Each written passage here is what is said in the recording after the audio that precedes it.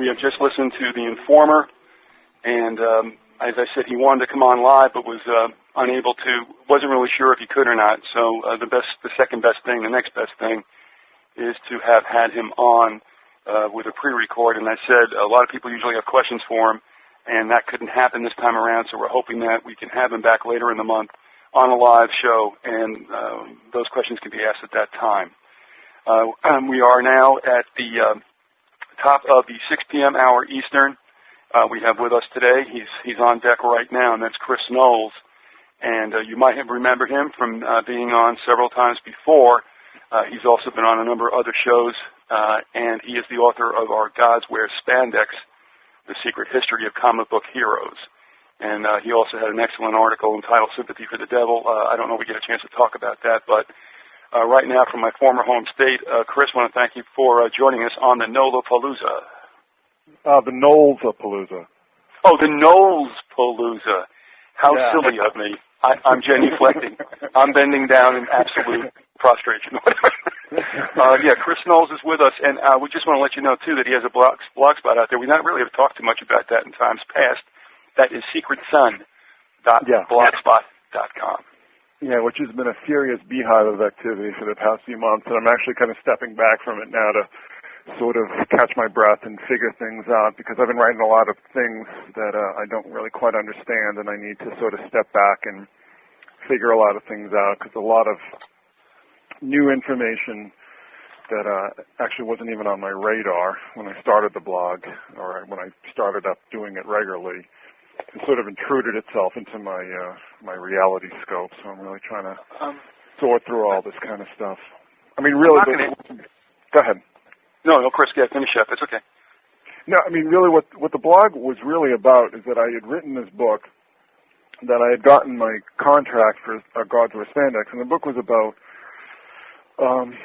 science fiction film and all the symbolism in it, that all, you know, when I really followed the trail, the rabbit trail, the crumbs that it was leaving, was all leading back, you know, thousands of years to these situations that really go back to Sumer.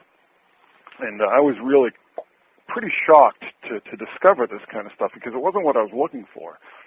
But the more reading I had done, and the more I had investigate a lot of the symbolism, all of a sudden I'm back in Sumer, and I'm going, I didn't expect to be back here. So what I was doing is that I started the blog to continue developing some of the ideas in a tangential way, and then found myself, with even more strange information that I hadn't anticipated. And it's really like peeling an onion. You just find layer after layer after layer, and I've sort of gotten to the point now that I've really got to. I'm sort of in terra incognita, and I really need to work on figuring out where I am. So anyway, that's my preamble. Well, I'm not going to get specific with you because you asked me not to, and that's fine. I consider you a pretty sentient being, perhaps more so than most. I kind of sometimes marvel at what you pick up. And sometimes that's a burden as well as it is a blessing. But I'm going to just ask you in a very general way, if some of the things you've been hitting on, some of the synchronicities you've uncovered, some of the feelings that you're getting, all the signals you're picking up, and I'm not looking for a doomsday thing, but what I'm asking you is there a period of activity when your own being that is probably more swirling and greater than it might have been at any other time, or at least in the near future, or maybe not? You tell us. 2008, last time I was on your program, we did a live show, and we had a lot of technical difficulties, but I sort of said that 2008 was going to be the year that the masks came off. That's right. And I see that, if you know where to look, we're sort of seeing this process happening. And I got to say that I sort of been drifting through all of this with a bit of unreality. It all just seems like very unreal to me, because certain events in the recent past have sort of tied in exactly to things that I was writing about just before they happened. So, I mean, I can't say exactly what we're going to. I feel like we're all on this roller coaster ride, and we're sort of. Do you know that point in the roller coaster ride when you're sort of inching up the big giant hill? I sort of feel like right now that we're inching up that big giant hill, and only the people in the front of the car can see what's on the horizon, what's coming up next, and maybe people who are more tuned into the symbolism, more tuned into looking beneath, the surface appearance of things, are the people maybe sitting in the front of that roller coaster ride. But I have a great deal of trepidation about the immediate future. I had communicated with you late last year and a little bit early this year, and I'm not one to get like this, and I don't know. I just one of the reasons I came back is there's something about 2008 that's not right, and and I also told you that I had a little bit of I hope it's not a premonition, but there was that. And then there was a brief but very intense period of restiveness, and I would almost call it like those horror-stricken dreams you have when you think you're screaming at the top of your lungs and you wake up and you're not sure if you did or not, to the point where I actually moved into another room. I didn't know what I was doing. And that was just some kind of, restlessness I was feeling, and, here we are off in 2008. I mean, I shared that with you as well, and, I'm not saying you had anything like that, but are you communicating with anybody else? I'm not sure there isn't something to obviously collective conscious, and so having said all that, this really cuts into what I do. Is that we sort of go through our lives sleepwalking. There's so much going on around us that we just filter out. There's so much going on just in our lives that that we repress, that we just ignore, and that's what got me started with looking at film, because I kept noticing all these symbols popping up, these things recurring, and it occurred to me that there's another discussion going on beneath the surface. The plot is telling certain people one story, and then the symbols are telling people another story, underneath that. And for a very long time, I saw this all as this, these groups of secret societies and or people studying these groups and things like that, sort of sneaking this stuff in as either sort of a wink to each other or sort of inside jokes or whatever. Now I'm starting to very much see that I'm not convinced that a lot of this stuff is conscious. And I'll give you an example. We just saw the Indiana Jones movie. It seems like what they do, what Hollywood does when they want to put out a bunch of ideas, they make it very obvious. It's very blatant. It's not subtle. And it's very easy to spot. You have Indiana Jones going at Area 51 in the opening scene of the movie, and then we have all this stuff. I mean, the thing that just blew my mind is that all the stuff that movie dealt with is stuff that I had been writing about on the blog, before I even knew anything about the movie. And it just all of a sudden I go see that. And I was like, and I said to my wife, I said, is that the same movie you saw? I mean, I start to feel, when you really start looking at all this stuff, you don't know what, is real and what isn't. But the stuff that I've,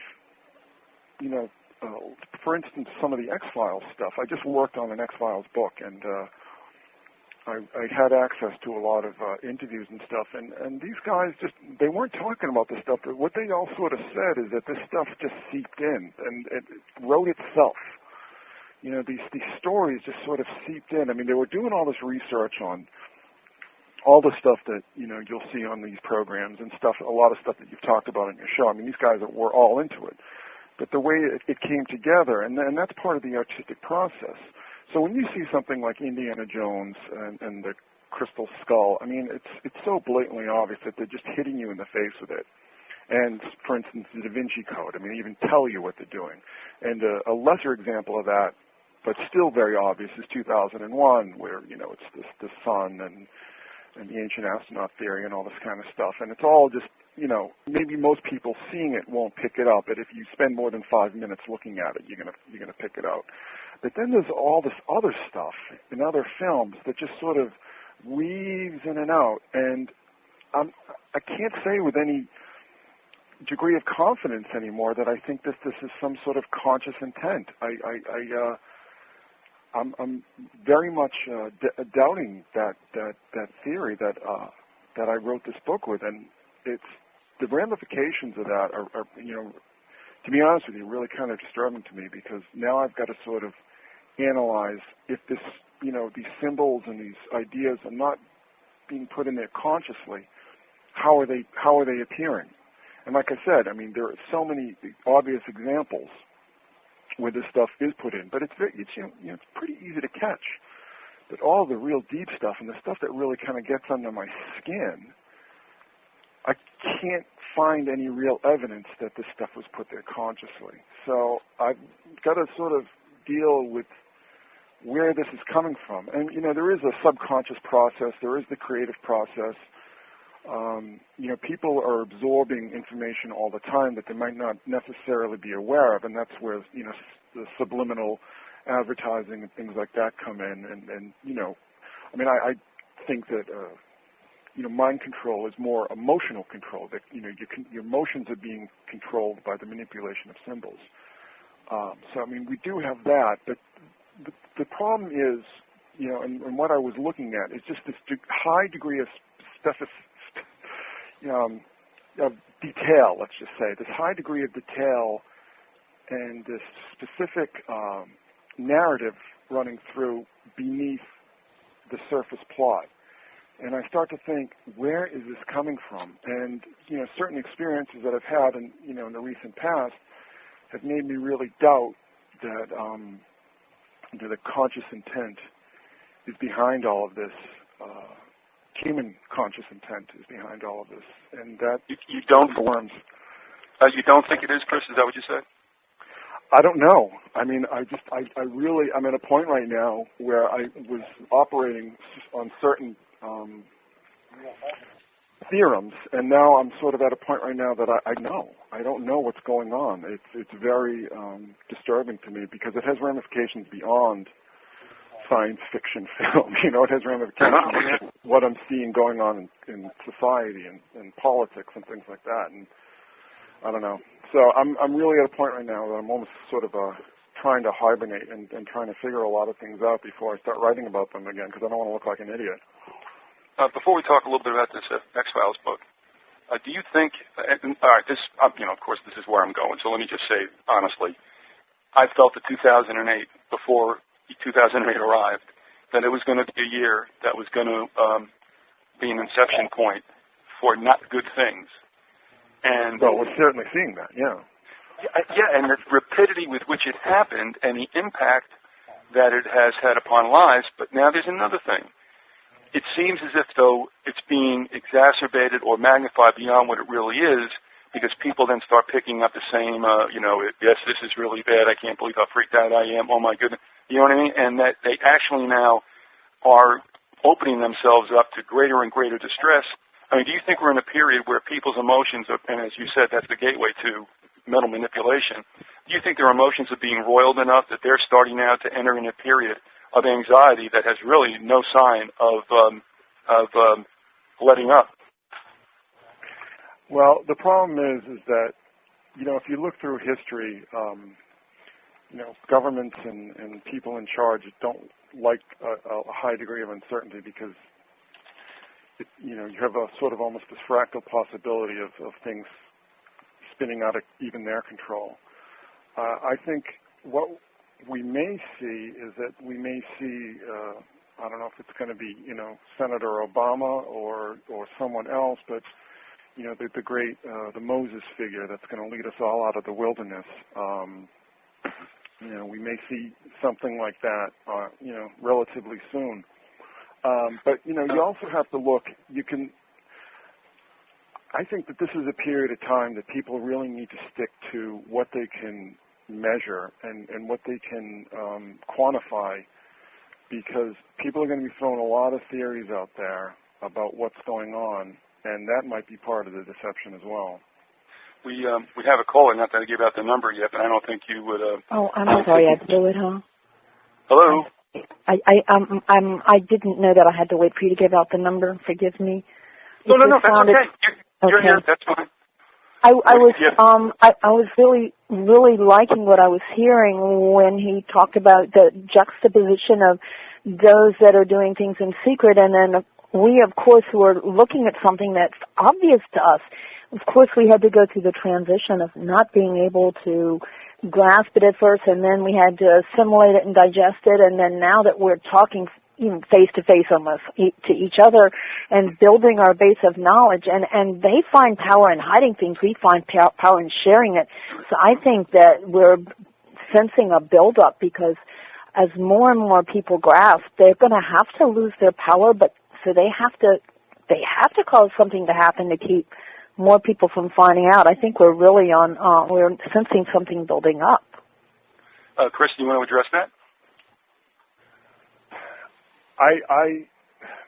This is the problem, is that when you look at, the arts of deception, there are so many crosses and double crosses and triple crosses that I can't say with any degree of certainty even, who is orchestrating this. I can't say with any degree of certainty whether what we're seeing, gas prices and foreclosures and all these kind of things isn't just all part of some giant orchestration. I can't say anything with any certainty anymore, because there are other, types of information that have really intruded themselves into my thought stream that I need to process before I can say that, because, I'll give you, for instance, when we talk about 9/11, a lot of people say that that this was like a Reichstag fire and things like that. But when you look at what's actually happened, you've seen every single day of the week money and power and influence just draining away from this country in a fashion that I've never seen before in my short life. I think that it doesn't follow the same arc that kind of provocation, when you look at who is being empowered by all of the activities of the past 8 years, it's Russia and the Gulf Emirates and India and China and always London, the eternal city of London. So, London, people don't understand that London existed and was a power center, hundreds of years before there ever was even English people, and before there was anybody known as the English, London was very much a power center. Constantine the Great came from that whole orbit. So, the Templars, the Knights Templar, the Norman Templars were very much used London as a power base. So, if this was all some great plan to create this American imperium, it was a disastrous failure of a magnitude that has never been before seen in history. We are seeing this country collapse from within, and we are seeing other nations who have traditionally not been our friends becoming extremely rich, extremely powerful, and extremely dangerous. So, I don't know how to explain that. It's all very disorienting to me. Calder, if you want to comment to that, fine. Isn't that classic, though? Isn't it classic, our collapse? And it doesn't matter who. We don't really have to place the blame so much as make known the game. As long as the game is made known and they lose their power, we can't change the forces that are unleashed. But just in sharing the knowledge we have, we've really taken that element of surprise, and that we've taken that away. The hardest part, though, is people, of course, don't want to believe this. We know we've been through all of that ourselves personally, but we're not responsible for anybody else's reaction. But as long as you keep sending out the information that you're aware of, you're not responsible for people's reaction to it, right? So don't let it throw you. You don't have to know who. You just have to do your job, because you're like an integral part unveiling, the unmasking, the revealing. There's an enemy that uses these people, so it doesn't matter which one, just like in the Matrix. Each one of them, their actual faces change when when the spirit embodies them. It doesn't matter which body he's in. You see it's the spirit that's in there. So it doesn't matter who it is. What matters is that we fight against the deception. Yeah, but you can only fight when you know who your opponent is and you know who you're facing. I mean, well, if you know it's the liar, and it's pretty classic. I mean, he's the liar. He's the one who's been the father of lies. He's the one who's going to use anybody he can. I mean, I know you want to use it, say, in a legalistic sense, but we're not going to win it in a court of law. We're not going to win it in a way where in the newspaper. We're going to win it in the hearts and minds of people. If you don't mind me addressing that, Chris, I mean, if she's coming from a Christian standpoint, I understand that. I also stand, as she would call it, a legalized standpoint, or maybe secular. But I think everybody feels, and I'm watching a couple of comments in the Knollapalooza chat room, and even folks in Europe are saying the same thing. I feel that something is leaning on me. I think it's going to try and lean heavier and heavier on me, just the same with all of us. I don't know. Like I said, it's not me to put words in Chris's mouth, but the thing is, I think if one fighting, I doubt we will win. Second, fighting just makes it come on stronger and probably more devastating. What I think we're trying to do is, in a way, I used to say there's a time to be big and there's a time to be small, and right now I just want to stay small, because really we have to figure out how we're going to live our lives, what we're going to do without. And I'm not so sure that isn't going to be a better way for all of us, but the thing is, yes, we do sense it. You've said as much, caller. Chris has, and the thing is, okay, now what do we do about it? And I'm looking for strategies and ways of, getting leaner and quicker, and as like I said, smaller, to make less of a target to hit. So. Well, let me just address. You can speak in spiritual terms, but these things all manifest themselves, and you have to trace how things are manifesting themselves. In this plane. I think that history is filled with people who thought that they could deal with something on a spiritual level and found themselves unable to. I'll just put it that way. But the problem is that I don't understand. I really don't understand right now exactly what I'm looking at. I don't understand what is actual information and what is just complete misinformation. And there's an interesting metaphor here is that I know the metaphor of the octopus has been used in the past to describe, Say it again. The what? The octopus. Oh, octopus. I'm sorry, Viz, I can't hear. Yeah, the octopus, you said? Yeah. And the octopus, what the octopus does is when it's being pursued by its prey, by predators, it unleashes ink, it muddies the waters, and I think that's really what's going on right now is that I have a very strong feeling that so much of what we're given to worry about and given to deal with is just not real. It's just not credible. And also, for instance, the I-Man, gives us such great information that this country was always formed as a corporation. And, we just lost George Carlin, and I just saw a great bit with George Carlin that says, we don't have rights, we have privileges. That's right. And, George Carlin, boy, was he telling some much-needed truth, before he passed away. So, like I said, what I'm trying to do now is I'm trying to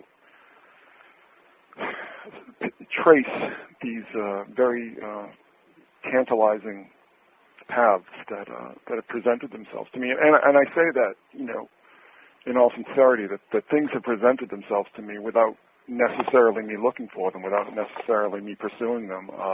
And this has happened, certainly since 9/11. Viz knows that I, live basically in the wider ground zero of 9/11. Several people that I know were killed or affected by 9/11. And that point in time sort of unleashed this process where, things that I didn't necessarily want to think about were imposed on me from an outside source. And I don't feel like I'm alone in that. But I feel that my background in working as an artist and working as a writer, in dealing with the creative process, and I think there's a lot to be said about the creative process, that it's almost a form of channeling, because you're creating things that you may not necessarily be consciously processing, and that process itself, where does that come from? Is that just a process of the mind, or is, in the case that I've been talking about, where I see all this very detailed information, these very detailed symbols, these very detailed narratives telling themselves beneath the surface of a story, and it's not something that you necessarily would pick up at all. It's something that would take several viewings of a particular movie, for instance, to figure out and to see. And who is this being addressed to is what I want to know. I mean, who's the benefit of this information? I've watched DVD commentaries, director's commentaries, and I'll give a very good example, what I spoke about on Red Ice. I don't know if people have seen the film Dark City, but there's all this very blatant in the film, and nobody knows what it was about. I listened to the director and, the director of photography and, a couple of other people. They don't know what the movie is about. And I'm thinking, how does that happen? How do the people who are allegedly the creators of this film don't know what the story is about? And that, to me, is very fascinating, because I will tell you honestly that that's not unusual. And you can get, psychological about it, you can get mystical about it, and then I wonder if there's another layer beneath psychology and mysticism that really needs to be explored, because, for instance, things that, up until very recently, I would have completely dismissed. Remote viewing, for instance, and I've done some research into this and found that remote viewing is very much real, and it's very much something that the government was interested in for a very long time. And that's something that I just wouldn't have even paid any attention to at all, and as a matter of fact, had not. So there's all these necessarily were things that I would not pay attention to, would not be, tremendously interested in, would sort of take a theological or symbolic or metaphorical look at, and all of a sudden I'm confronted with the possibility that some of these things may actually be real. And I think that is something that is not being addressed. I think that we have a lot of conspiracy theory, even in the Christian realm, that is dealing with things on a materialistic level. And even the material level is just so filled with deception. It's unbelievable. So I mean, I am really at a point right now where I'm just completely disoriented, and I'm really trying to, I don't know if I can research my way out of it, but I will say, in answer to your question, Viz, that I think things are going to get a lot worse before they get better. So. Let me throw that out to both of you, Nicole, or if you don't mind, I'd like to hear how you feel about this as well as Chris. Earlier we were talking with Dave from 911blimp.net, and we got an email from Jeff out in San Diego, and he said he had just read a book that had to deal with perception management, a book by Baldacci called The Whole Truth.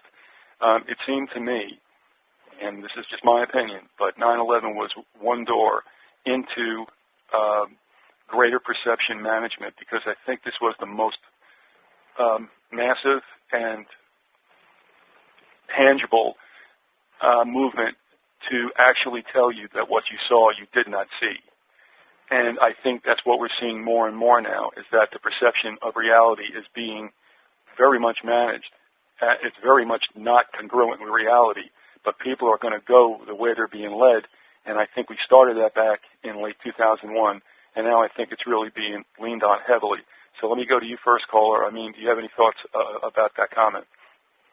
Well, yeah, I've been involved with things on the wrong side of the law, and I've been involved with things I considered on the right side of God's law, where the law itself, when my life was turned around and I decided to make it all count, and then at that point also had the law surprise me, because they lied in both cases. When I was being criminal and when I was being spiritual, there was lies. So I already knew that they just did whatever they had to do to get power. I mean, for some reason, I'm one of those people that that I've seen the forces that were even just in society lie continually to get what they wanted. So I've never expected any less from anything. I didn't have that disappointment of, oh no, they're lying to me. I pretty much knew they were lying to me. But the thing is that it's become this big, complete, and total unmasking that so many know that if you just get someone to stop long enough to go, but look at this, now don't you see? I mean, there's enough information out there that it can be shown the lies. And then it's the thing I think we're in trouble for is, do we decide to go along with the lie because we're more comfortable, or do we decide to get off of our comfortable spaces and do something about it? So I think we're being called to question. I think that we can sell our soul, or right now we're at a point where we decide, do I jump in all the way? I think it's a really, really expensive moment in time for most people right now. Chris, let me repackage that too and say again. Sorry. Oh no, not what the caller said, but I want to just switch this a little bit and address you with the same question that I posed to the caller, or the same comment and asked her to respond. What I'm wondering about, if we are talking about perception management and we are in a pastiche, if you will, of lies, do you think that we're in an accelerated period right now? And you also, and this is why I wanted to, like I said, repackage it. You also said that you believed that the conspiracy theories, and whether they're right or wrong, or they all could be right to some degree, are not really helping. And this also seems to fit with your, I guess you would call it, metaphor of the octopus' best defense is to murky things and make things unclear. Well, that's the thing. I mean, who's competing conspiracy theory is correct. One thing that I've noticed is that there is this tendency to want to believe in the master conspiracy theory of the Illuminati or whomever, and I know that the Collins brothers will probably address this as well. Is that when you study power structures, I mean they're all megalomaniacs who want their egos to be stroked and they want the power for themselves. So it's very hard for me to to believe, particularly maybe say Alan Watts' theory that this all goes back to Sumer and Babylon, and this is this everybody's in on it and everybody's cooperating and everybody's all on board. I mean, it's just there's no evidence for that. And if you look past that, then you look at all the different the competing power structures and competing power groups and everything like that with their machinations, and deception is all part of their agenda, and I can't figure out right now, first of all, what's really going on, because there's so much noise out there. I mean, I don't pay attention to what's being written in the media. I only very cursory glances at CNN or Fox News, whatever. I don't pay attention to that. But you've got to what is actually going on, and there is the possibility that what's going on is just complete confusion and complete chaos, and I think that's another possibility. I mean, that's a possibility that I sense a lot of people who invest themselves in conspiracy theory, feel very uncomfortable with, because it's the uncertainty is much more dangerous than the idea that there's a sort of master conspiracy behind it all. But again, I mean, I'm sort of almost beyond that. I was, I've been looking into these things for a very long time now, more than 15 years, at least, which is maybe not a long time for a lot of other people, but it's, a long time for a lot of people on the Internet and people that I have discussions with. So, I mean, this is stuff that I've been aware of since the early 90s. And I think there's something really tangible going on underneath all of this. I think that there is something that is maybe something that can be quantified and measured, maybe in non-traditional ways, but I cannot say with any degree of certainty what that is, and I don't feel comfortable saying, my theories, because they could very well evaporate. But what I am saying is that I've gotten to a point now where I don't really pay attention to most conspiracy theorists. I listen to your show religiously because you're somebody who's searching for the truth. You're not trying to hawk your books. your colloidal silver and all this kind of nonsense. And it's these people don't realize that, some of these guys out there that, people believe religiously are really just P.T. Barnums. I mean, they're really just talking, they're conspiracy. And you've had some really good rants on that. And, and I totally agree with you on that. And, I don't know, things just don't, everything just seems very disconnected to me. Everything just seems very disjointed. That I will say,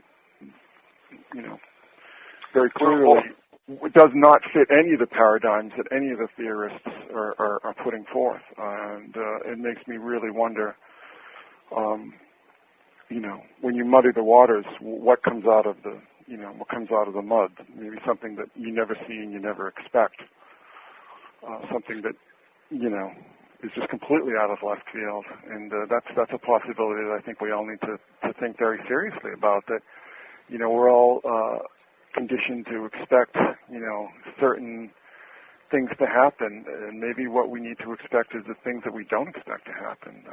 And that seems like almost ridiculous a thing to say, but it's so zen. I think we need to not. What I really think we need to not be is mystical. I think we need to not look at things metaphorically or mystically or symbolically. I think we need to, very much weigh things right now, and maybe not weigh them in the way that certain scientific reductionists would prefer us to. But I don't know. I'm at a very strange juncture in my life, and the irony of it is that on a career basis and things like that, and things have been going extremely well for me. But at the same time, I don't have a clear picture of a reality paradigm at this point in time. You sound like I'm sorry. No, go ahead, ma'am. You sound like the way I felt when I'm paying attention, because my life was so busy before, just in keeping everything, juggling everything. And then, like I said before, when I saw the fake Pentagon tape and went, wait, stop, readjust, pay attention. And then when I started to, it's like then that made things start to make sense to me, because there was so much white noise in the other area, and that was just, it made it easy to do the juggling. But anyway, now that I'm let me tell you this, is that I'm so far beyond that, it's not even funny. I know. So you've been doing this for a while. I'm so beyond the point. I've been studying high weirdness and strangeness and conspiracy theory and UFOs and all these things for a very long time. I'm at a point right now where, I never pay attention to anything that the mainstream media says. I just, it gives me the creeps. But at the same point in time, I mean, if the mainstream media can lie, why wouldn't the alternative media lie? Who would be stopping them? Which alternative media would you want to believe? I mean, who are these people? What are their qualifications? What are their lives' experiences? Are these people who just read a bunch of David Icke books and decided that that's, the job they want to do too? They want to be a conspiracy guru? I mean, who are these people? What do we know about them? We don't know anything about them. They just appear out of the ether and just start selling us all these conspiracy theories. I mean, who are they? How is what they are telling us any more true than what the mainstream media is telling us? How do we know the difference? I think that that's something that people are, a lot of people are unwilling to face. The possibility that even the people that we may trust or want to trust to tell us the real truth behind the news stories. How do we have any proof that any of these people are telling us anything remotely true? How do we know that, when somebody's reading from Carol Quigley's book, how do we know that Carol Quigley's books aren't complete misinformation? Good point. Very good point. Where do the lies stop and the truth begins? You never know that. How do you weigh that? I mean, you can only know when someone. You can know when when you listen to someone, you can know they really believe what they're saying or not. Then you have to judge by character. There's no way you can ever know for sure if what they're saying is true, but you can believe the person is really speaking from their heart, and that's as far as I believe you can go. Whatever they're testifying for.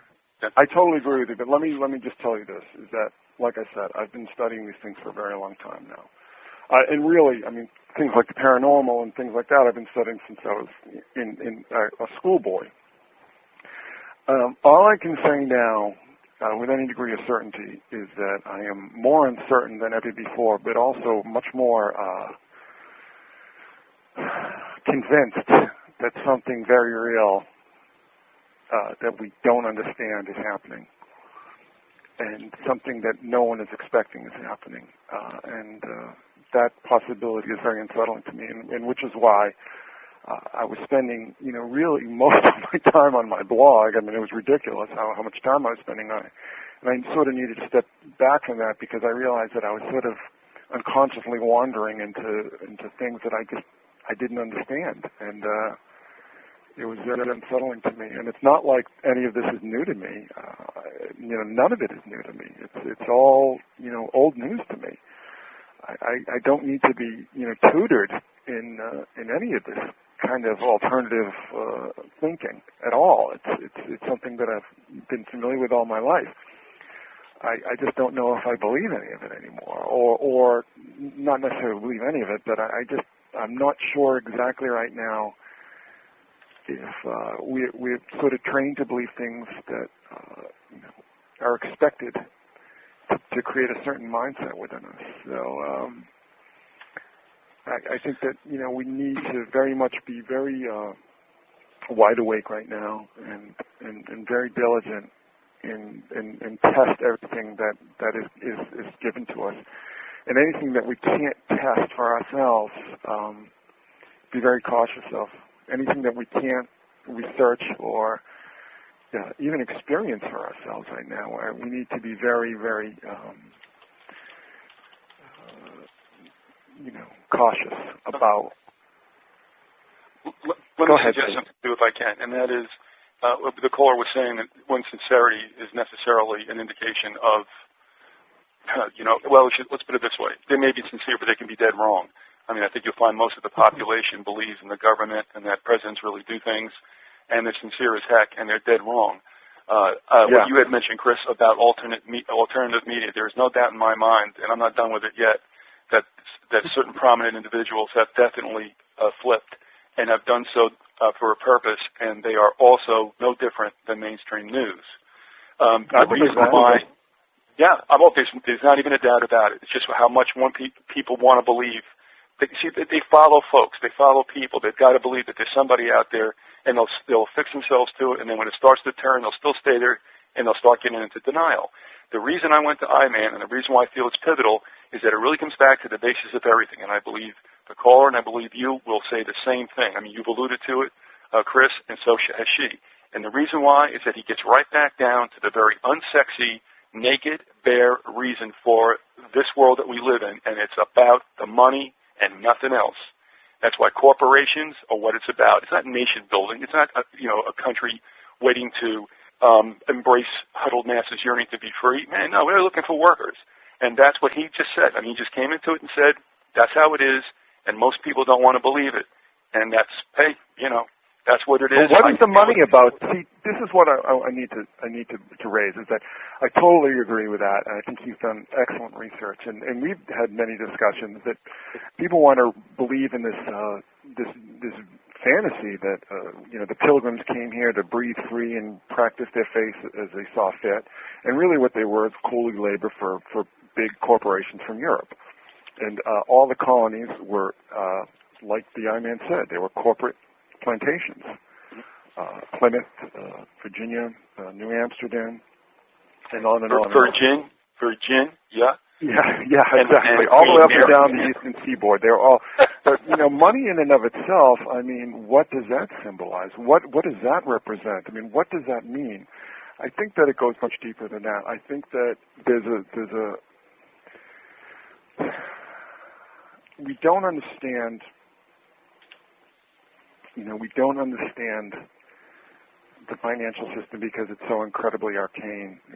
We do understand now that, the United States is really not producing much of any value, that manufacturing is mostly all abroad, that, mining and just the production of wealth is overseas now. But at the same time, the entire world is living on an infrastructure that was created during the Second World War, the mass production, mass consumption infrastructure. It cannot sustain itself. And people who defend that infrastructure need to look askance at these people. Because the entire system of mass production in suburbia and things like that, not only are they destroying the environment and destroying in many ways our psyche, but they're unsustainable because we've been in a wartime footing since the early 40s. Really, what mass consumption and mass production is a war setting. It's a war footing. Do you understand what I'm saying? Mm-hmm. Do you follow me? Yeah. So what is the money all about?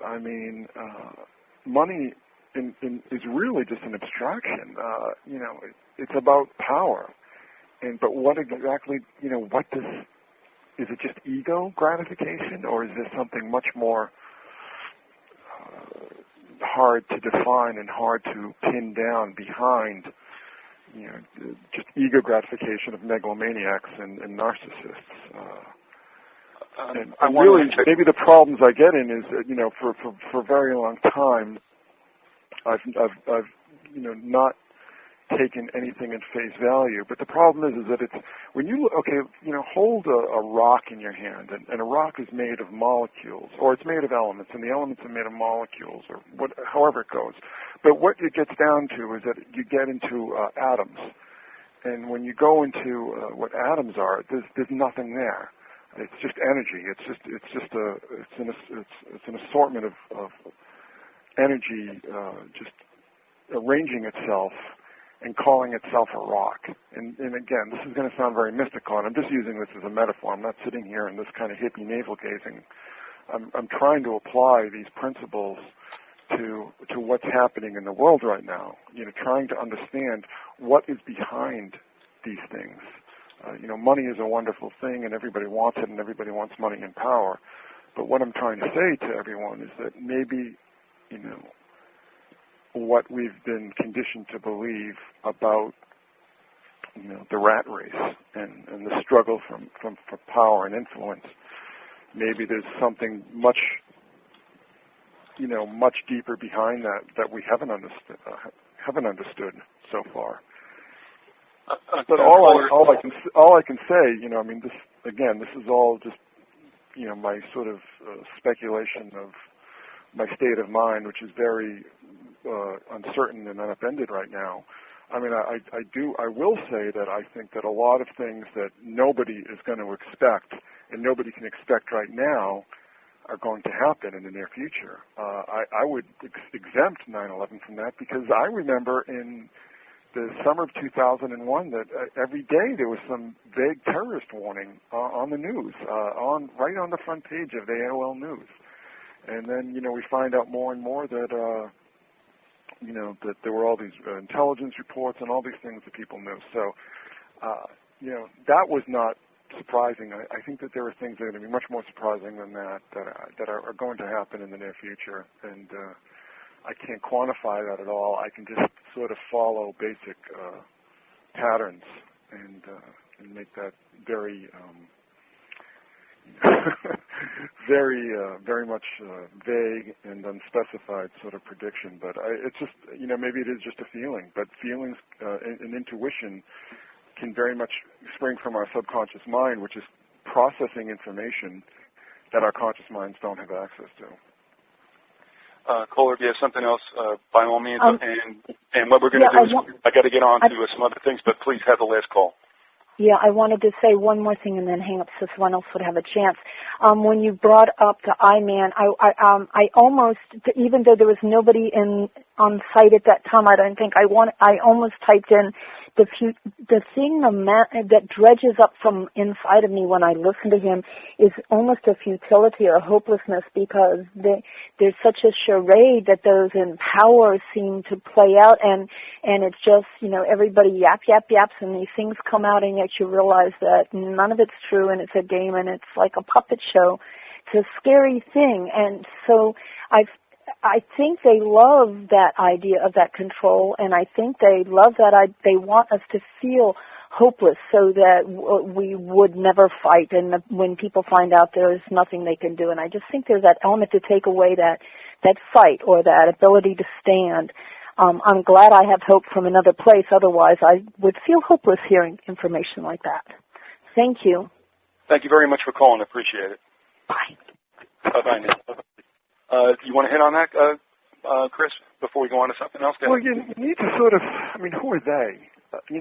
The problem that I've had is that when you look at power structures, it's constantly morphing throughout history. Where are the Ottomans today? Where are the Habsburgs? These are people who were running the show for a very long time, and then they just sort of, vanish into the, for instance, we can speculate on whether the Templars still exist in some form, but, officially they've been dissolved. The organization that we knew that ran the entire banking system of the Western world was dissolved.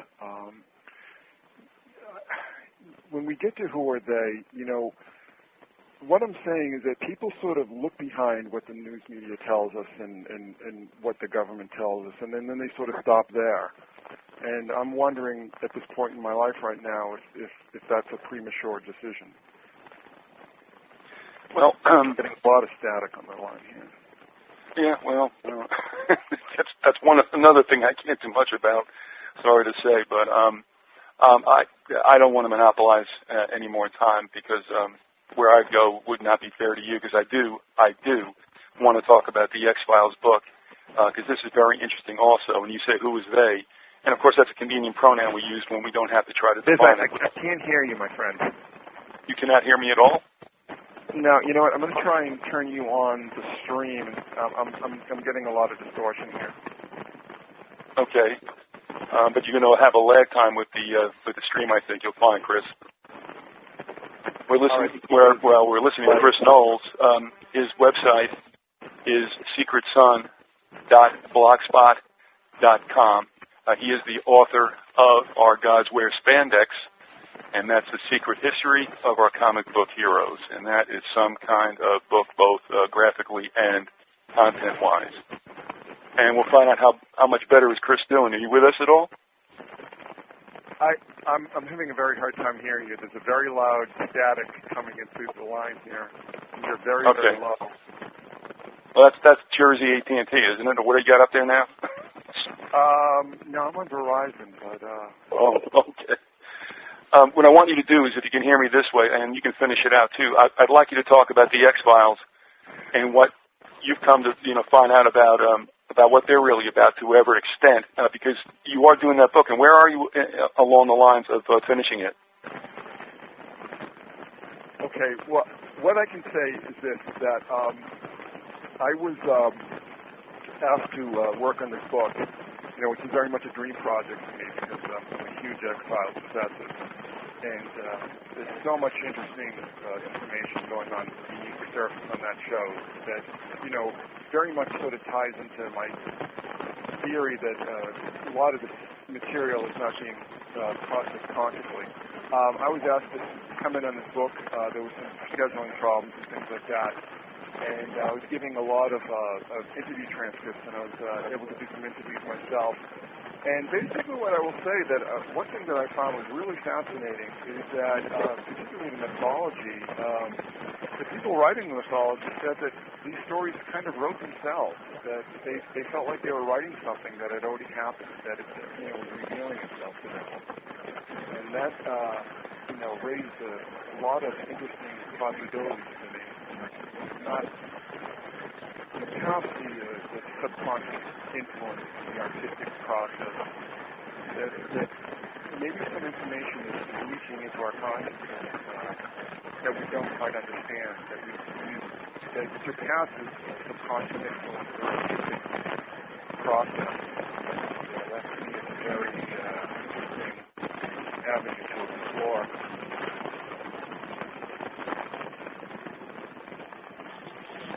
Hello? Yeah, I'm here. We're having a bit of a hard time hearing you. Is it any better on your end? It's pretty terrible on my end.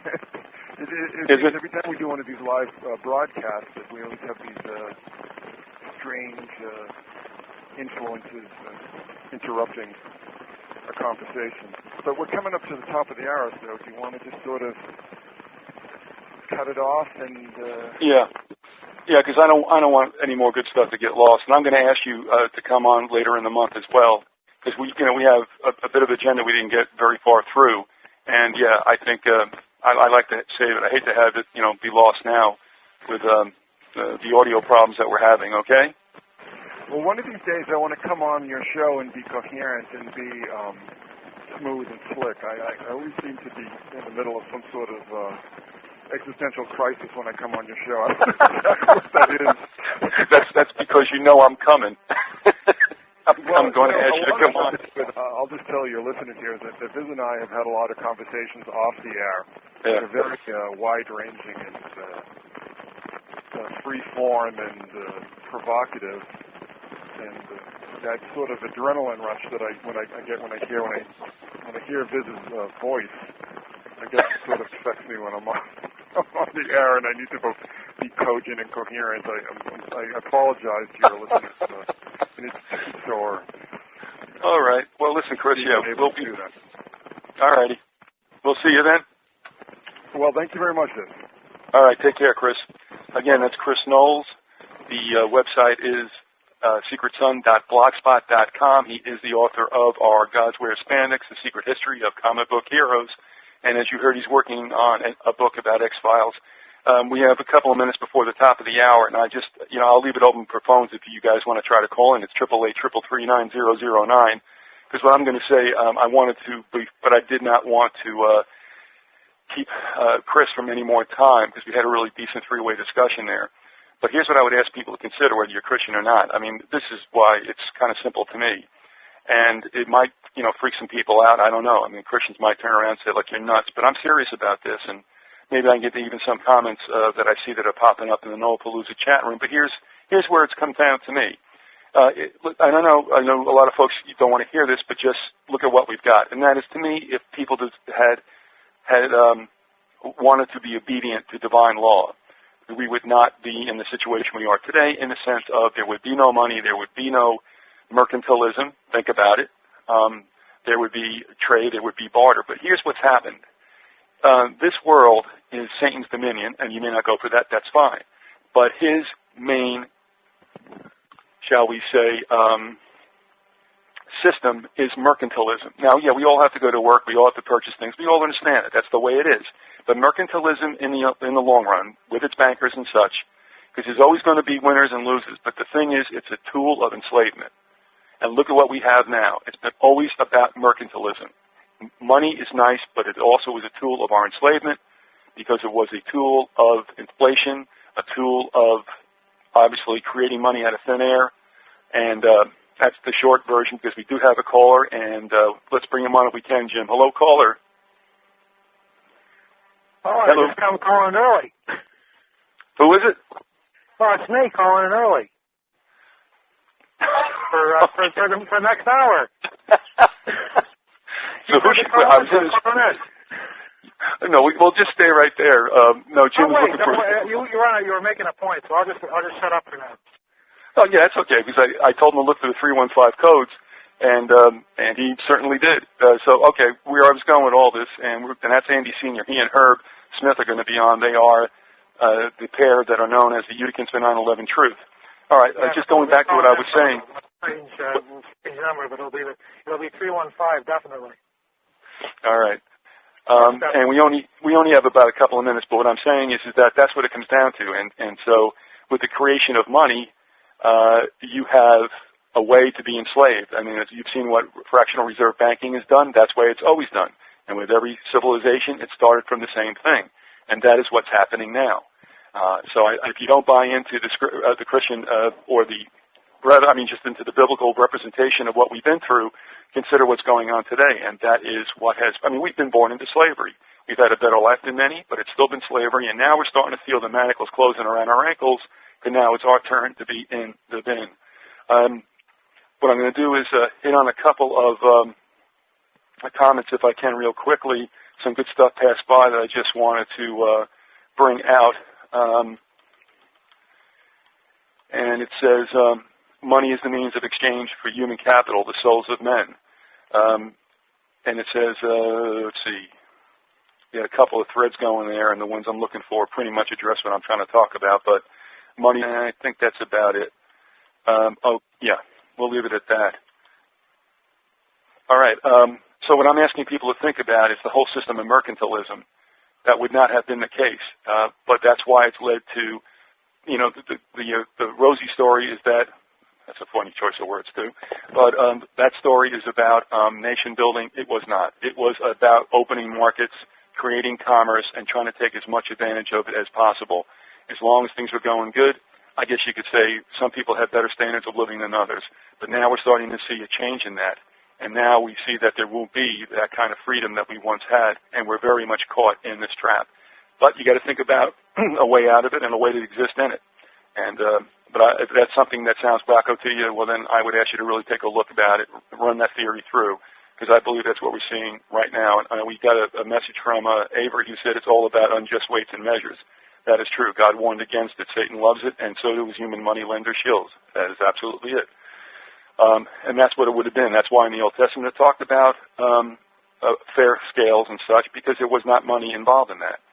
But, from the time of Abraham, they started to find out that they could create money, the money lenders even back then, and it's never been the same since. All right, Jim, if you will, I'm going to add the music, and we're going to take a 3-minute break. We will be back with Andy Sr., who's already with us, and we're looking and going to be on the lookout for Herb Sr. This is the Knollapalooza on BeyondTheGrassyKnoll.com. We'll see you in a couple of minutes.